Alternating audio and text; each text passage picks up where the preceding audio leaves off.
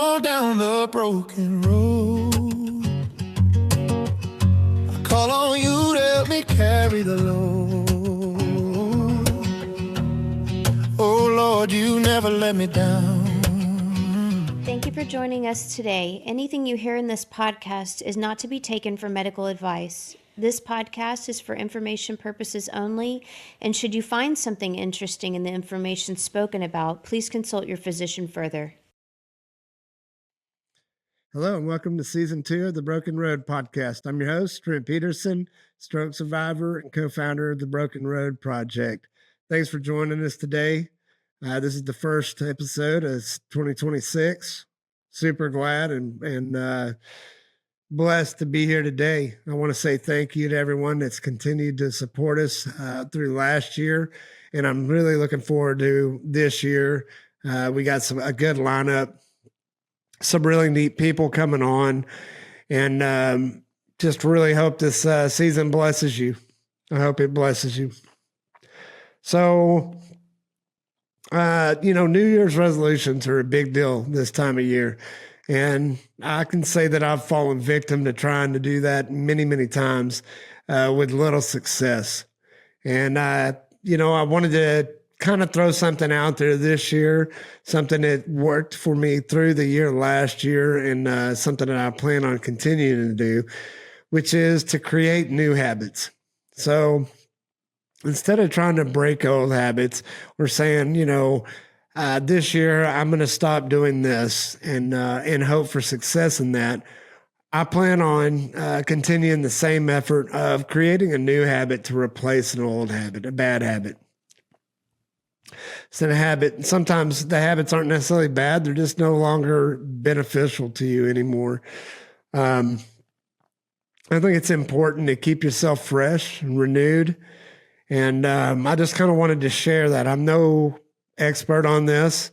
It's just things that have worked for me, and kind of to put that in perspective on the short list of things would be waking up.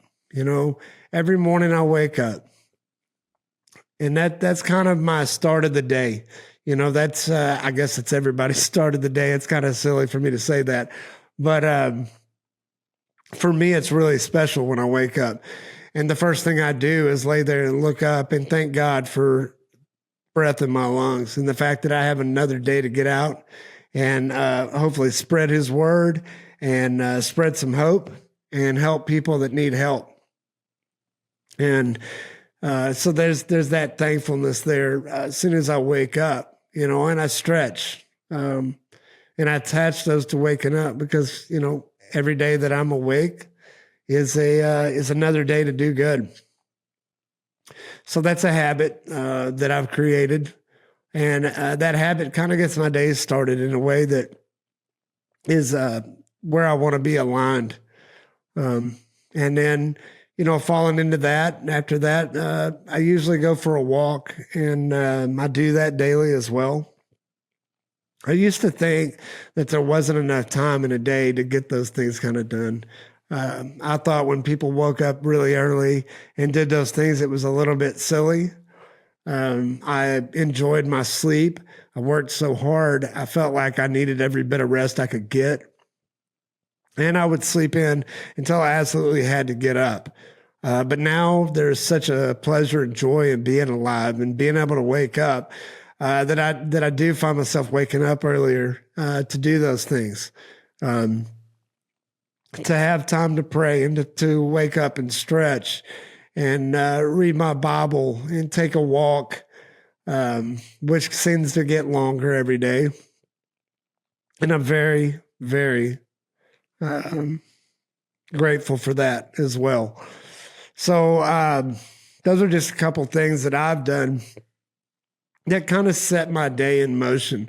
After walking and doing all that in the mornings, eating a big breakfast and getting uncomfortable just really isn't on my list of things. So I only say that to say, instead of saying I'm going on a diet, I'm really just replacing that habit to stay in shape with walking, with doing something else other than just sitting there, stuff in my face or getting, before it's time to go again. I've been writing, and there's some things I want to share, and I'm planning on writing more this year. Those that have known me for years know that I always had a thing for writing and music as well. And fortunately, some of those things have been coming back. I feel like God's blessed me in the time that he sees fit for me to do those things. And I was a little bit anxious for it to happen right off the bat. And if anything, I've learned a lot of patience in the last year, that it's just going to take time.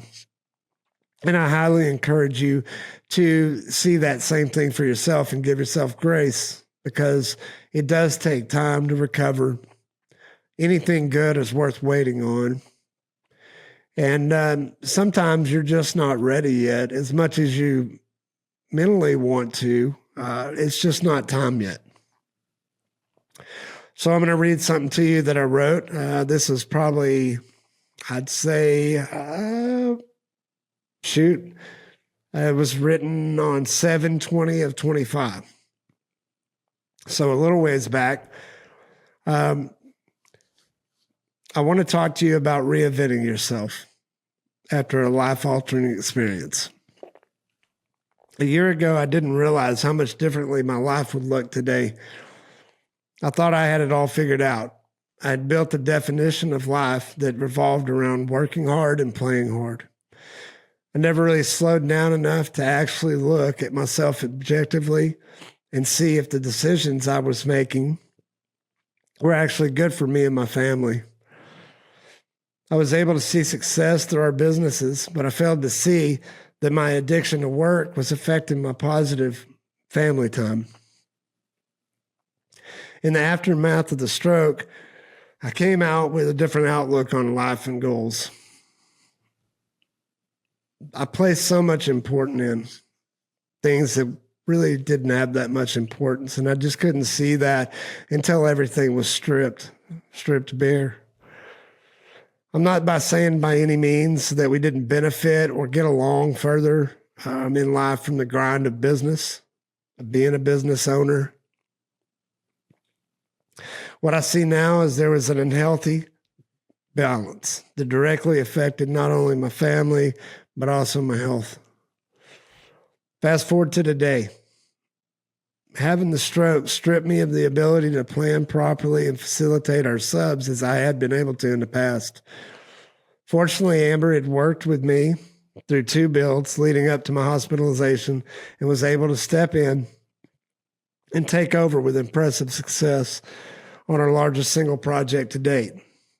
I know I've talked about that before, but I just can't be thankful enough to her and tell her how proud I am for what she was capable of doing. And I appreciate everybody that had part of that process and the help to our family. I'm blessed to have the time I have these days, but much of it's spent alone. God put it on my heart to start this podcast and the Broken Road Project to help others through mine and others' experiences. Being vulnerable and open about my insecurities was not on my list of things to do. So this hasn't been the easiest transition for me, but I know it's the right thing to do. It has forced me to look at myself honestly and objectively. I think most people would be surprised at what they find if they dive deep into themselves. Since I can no longer run a business as I had in the past, since I can no longer run a business as I had in the past and no longer have the agility to traverse trails or balance on water in water sports or fishing, it has changed the things that I've invested time and energy into trying to perfect. Now I'm forced to look at things through a different lens. Again, I'm very blessed to have to regain the ability that I have to this point. And I do believe that I'm still progressing and will continue to progress as the years go on. Things could have been so much different. And I'm not naive to that fact. Still doesn't change the reality that I can no longer do the same things as I used to. So today I find myself working on reinventing myself. And the skills I have left, learning new ways to achieve goals with my deficits. For me, that means taking a lot of notes and constant reminders to tell me when and where I should be somewhere, what and how I should do those things, in the order in which I should do them. For some, this is normal. For me, this is new. Because I'm not unable to participate in the workforce as I did before. I'm watching everyone in fast forward around me. I feel like a small stone being reshaped by the rushing water of busyness flowing all around me, getting tumbled over and pushed downstream from time to time, but rarely impeding the river flow any longer. That's kind of where I stopped it. That was 5 months ago when I wrote that. I still feel the same about some of those things, but I am in a better place now. I still do feel like there's a rush and a hustle and bustle that happens around me that I can't keep up with. But it's actually it's been an awesome thing. It has allowed me to concentrate more on myself and my family and try to better myself for them, get closer to God, and help others. Being busy and being in the rat race every day really kind of prevented me from the time doing things that I now see are probably the most important things that I'll ever do in my life. So it's not necessarily a bad thing. And I do find it just so much better way of living now. I wasn't planning on reading this other one, but since I kind of ended it on that, I just figured I would go ahead and share one more with you that I wrote a little while back. And it's labeled, "Are You Too Busy?" In today's fast-paced world, the phrase "I'm too busy" has become a commonplace. It's a badge of honor, a testament to our perceived importance and productivity. But what if this constant state of business is actually robbing us something more valuable than any other accomplishment? Our precious time. For me, the answer to that came clear on May 24th of 2024. For then, like many others, I operated under the assumption that there was more time, more chances to do the things I wanted, and more opportunities. The stroke, however, was a jarring reset button. It wasn't just a medical event. It was a profound reevaluation of my priorities, and most importantly, with my relationship with time. Suddenly, the things that I once consumed my days, the endless to-do lists, the pursuit of more, the relentless grind, seemed trivial in comparison to be a simple act of being present, of truly living. It forced me to ask, are the things that we put so much emphasis on taken away from our ability to enjoy the life that God has given us? Are we too busy to enjoy the things we worked so hard to attain? We strive for financial security, beautiful homes, and fulfilling careers. Yet how often do we actually take the time to savor these achievements? Are we so consumed by the next goal that we neglect the present moment? The irony is we work so hard to build a life only to find ourselves too busy to live it. And what about our relationships? Do we go see that friend in need? Do we reach out when a loved one needs us or hasn't been around just to check in on them? or are we too busy? Life is fleeting, and the connections we forge are arguably its most valuable currency. Yet these things are often the first things to be sacrificed at the altar of busyness. The truth is, we all have the same 24 hours in a day. The difference lies in how we choose to spend them. While professional and personal responsibilities are undeniable, it's crucial to distinguish between genuine necessity and self-imposed pressure. Are we truly too busy, or have we simply prioritized the wrong things? My experience has taught me that time isn't a limitless resource. It's a finite gift. Every moment spent in pursuit of something that doesn't genuinely nourish our soul or connect us to others is a moment lost. It's time we can never reclaim. So the next time you find yourself uttering, "I'm too busy," pause and reflect. Ask yourself, what am I too busy for? And is it truly worth the cost? Perhaps it's time to reclaim our time, embrace the present, and truly live the life we've been given rather than just hurrying through it. I just want you to think on that for a minute. I hope that gives you a little different perspective. I'm not trying to say that you shouldn't hustle, get out there and get things done, and push yourself for greater things. But I think it's super important that you prioritize the right things, that you have your compass set in the right direction, and that you're looking around you to lift others up instead of stepping on them to reach the goals that you think are so important. There are a lot of people struggling out there that need help. And I think that it should be our goal to get out there and help them. There's always time. We make time. You make time for things that are important to you. I think the problem is that we so often prioritize the wrong things.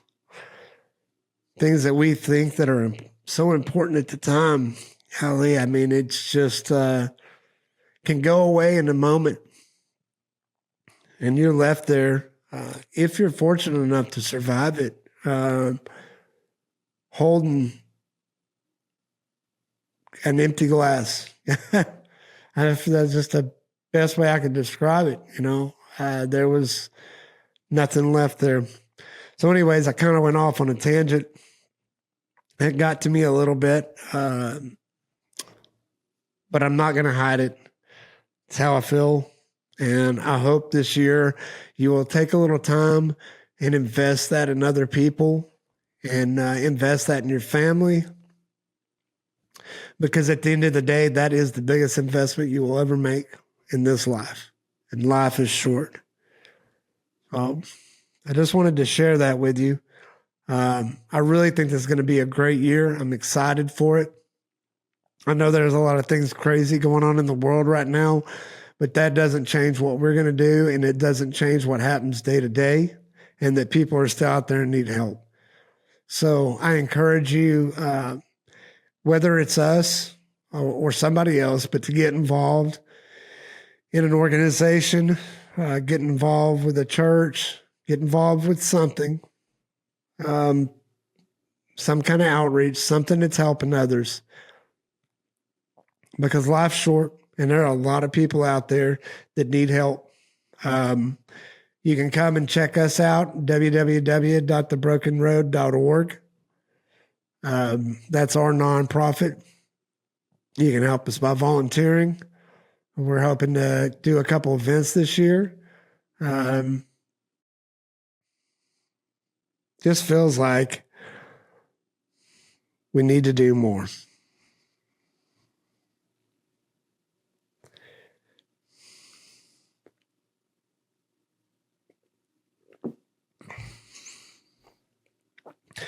We need to do more. Well, I think I've probably said enough for today. I don't know if I've really covered everything, and maybe I'll do another little piece to add to this. I'm not sure if I got my point across, really, but I hope I did. I hope you have a blessed 2026. I hope you continue to support us. I want to keep putting out new episodes for you and hopefully continue to improve on that and give you new content and something to look forward to every 2 weeks. So God bless, and I hope you have an awesome 2026. We'll see you soon. I'll do my best one day at a time on the broken road, on the broken road.